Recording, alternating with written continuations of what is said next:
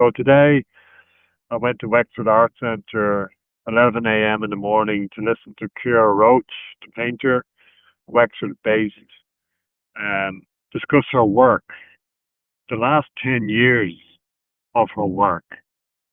Uh, it was fascinating. I've written on Ciara's work several times. I've seen most of her solo exhibitions at the Butler Gallery, most recently at Mother's Tank Station during COVID, at the RHA, uh, at Tertiary Space in Gorey School of Art, and so lots of places. So I've thought long and hard about her work, and she is a representational painter. She paints locations that are absent of people, and those locations have changed over the years, but they've stayed consistent in a way in terms of the light. And perhaps light is her main subject rather than location. The way light lights upon, beds, duvets, blinds, glass tables, um, whatever. And light is the consistent subject. And then the location is the anchor point in which she uses to treat light. But then there's so many other things going on in her work that are personal, that were shared in this hour-long talk at Wexford Art Centre, which was packed to capacity, but mainly with students. Um, but it was a really generous presentation. Ciara started with an image of her studio space, which was populated with lots of work in process. And then she went through the catalogue of her work. I looked at her website afterwards, actually, and she's very generous on her website showing work for the last 10 years, what she's done, and that consistency is there throughout. She doesn't only use photography to uh, capture these locations, which she then paints, but she also uses film stills. And in some cases, this was one of the funny things, she amalgamated the top half of a painting uh, with a source that was a chipper in County Wexford, with the bottom half, which was a film still of a diner or something like that, and she brought them together in one painting. She also referenced some films like Rosemary's Baby. Um, Also, she didn't mention Mulholland Drive, but I know that has been a reference in the past. And also Drive, the film Drive. One of her exhibitions at the RHA was called Night Call, which is the first song on the soundtrack for the film. I have the soundtrack on vinyl at home, which is I think it's about a serial killer that is luring someone through a phone call, a night call, to meet them somewhere. Anyway, that's the dark aspect of her work. There is a darkness in her work always that is peeking underneath these representations. But it's also strange because at the end of the talk, there was lots of questions from the audience, and I decided to raise a question, and it was very much about her work is very much connected with the personal, how she feels from day to day, from month to month, year to year about certain things. Sometimes there's cynicism, sometimes there's rage, sometimes there's love or insecurity, but they're all packaged in this location which has light or dark.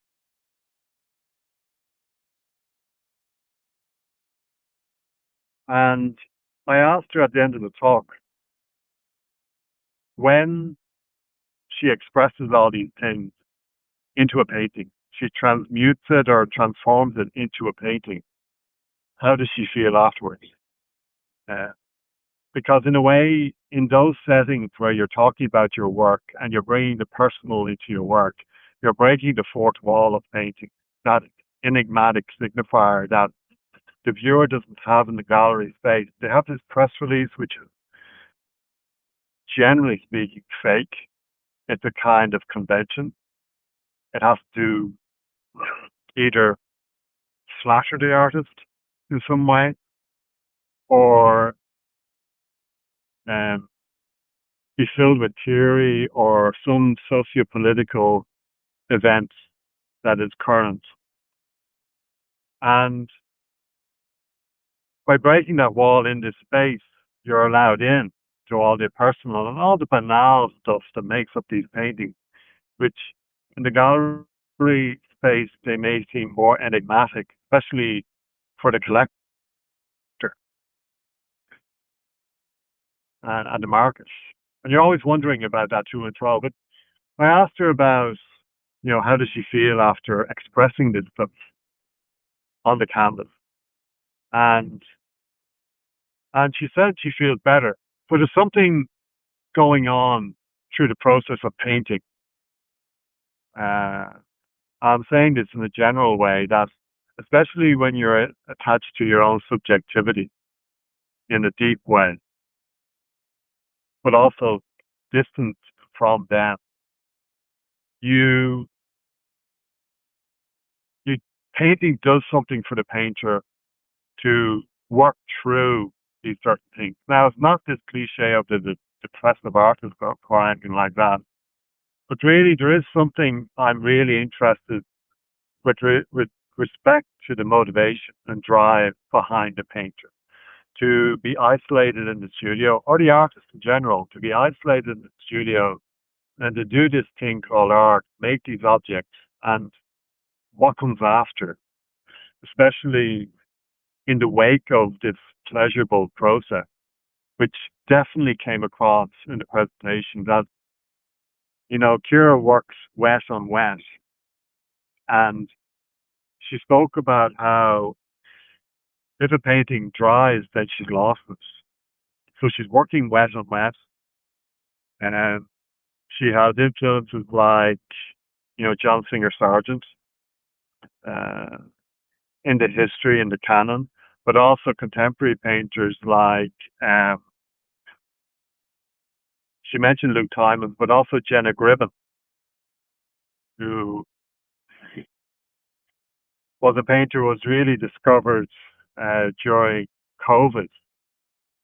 That's when she kind of rose to a kind of fame. And Jenna Gribben is definitely of that American tradition that goes all the way back to John Singer Sargent and James Whistler. There's a kind of urgency in terms of how, and optics in terms of how they paint. It looks always wet on wet. And with John Singer Sargent, it's really the clothing and the location, the chaise lounge, all the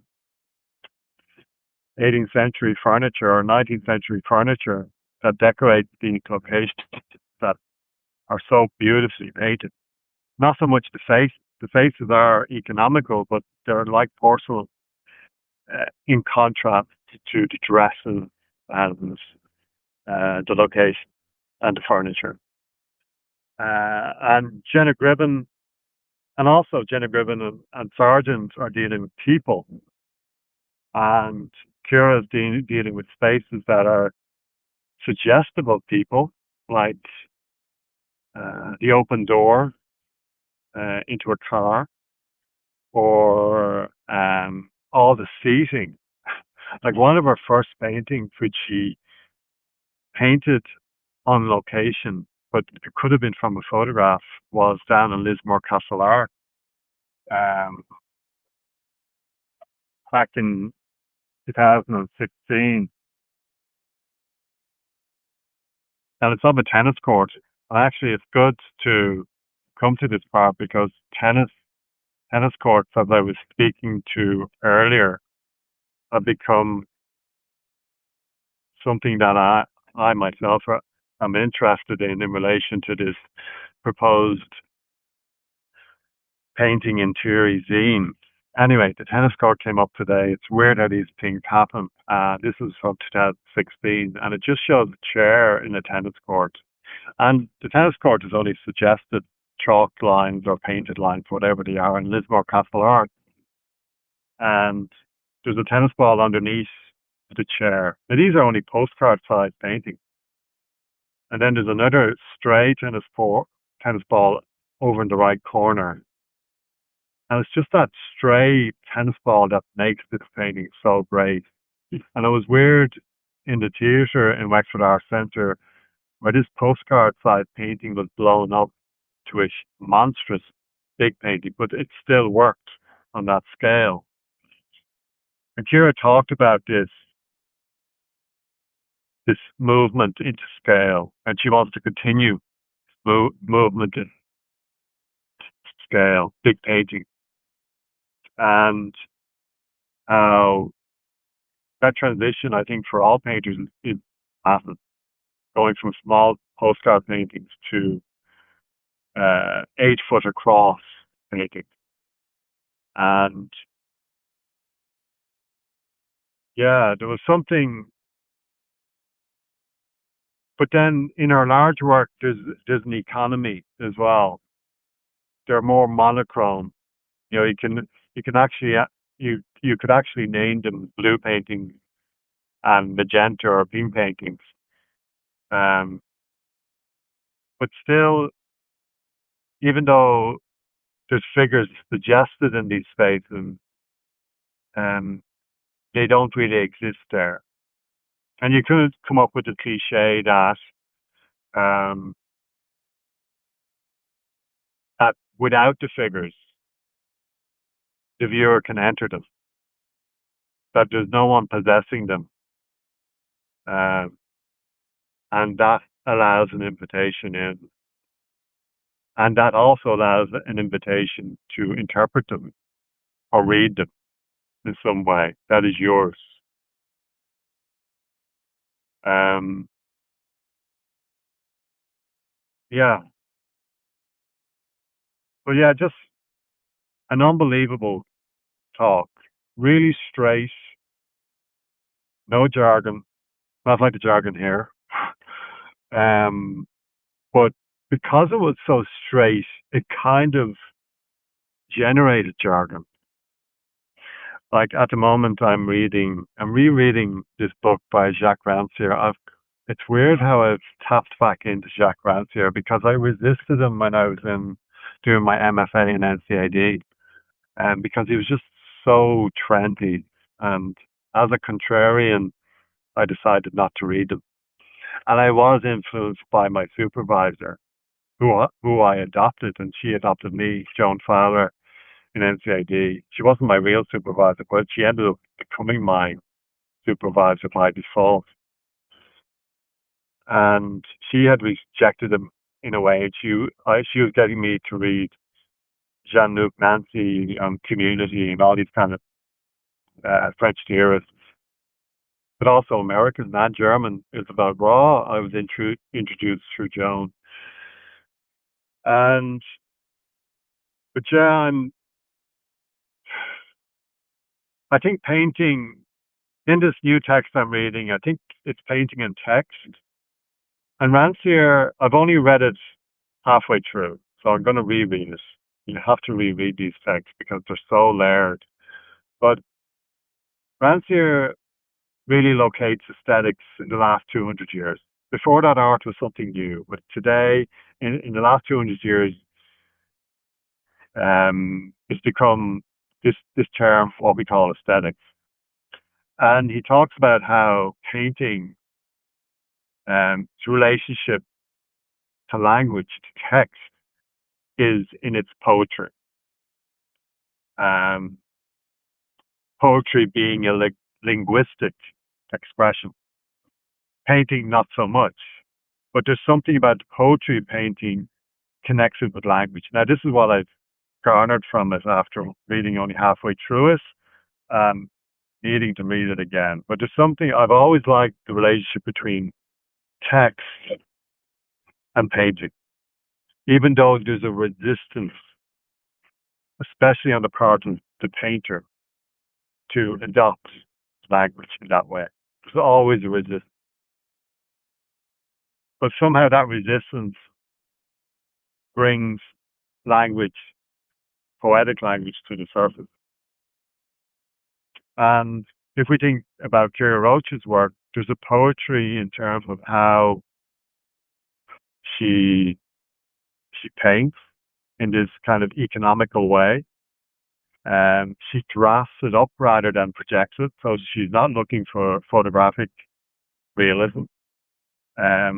There's an awkwardness to it, which I think that's what painting is in its truest form. It's not AI, it's awkward, it's human. The way she paints light, the way she even shows shadow crossing over into light is wrong, but right in a kind of poetic way. So there's all that stuff that's going on in my head about this work, especially listening to her talk. And I think that's why I've been doing these Prosody 16 conversations, because they have been a way in to the personal scape of the artist, like what drives them to make the work they do. And it's the banal stuff. It's that Peter Hujar's Day, which I talk about in another text I wrote there recently. All the banality. I I got the books as well, Peter Hujar's Day, in book format, and it was a lovely introductory essay which I was hoping for. And it talks about Hujar being a really good talker, and he just talked and talked and talked, and that's what you get in that. And there's a kind of free association in how he expresses himself. But that is not translated into work. The work is stoic. It's almost um, embalmed in this kind of sense of death. Um, but seductive in terms of its surface. It has all this stuff. But then there's all this persona behind the work that is extracted when in its display in the gallery space. And you only come to know this later posthumously, whether in catalogue essays after the artist's death or whatever. And in this case, here's Kira very much alive. All these things are going on in her life, which she openly shared. The tragic love, cynicism, um, and just the mediumness of paint. And she puts it all out there in this space for us to interpret, and then to look at the paintings and you. I don't know if we can. Like, this is the tricky thing, isn't it? It's like the enigma is kind of shattered, the fourth wall, and we're kind of left in this mid zone where we're given all this, sometimes banality, sometimes tragedy, and then we start to read into that, especially when the artist is very much alive. We can't romance.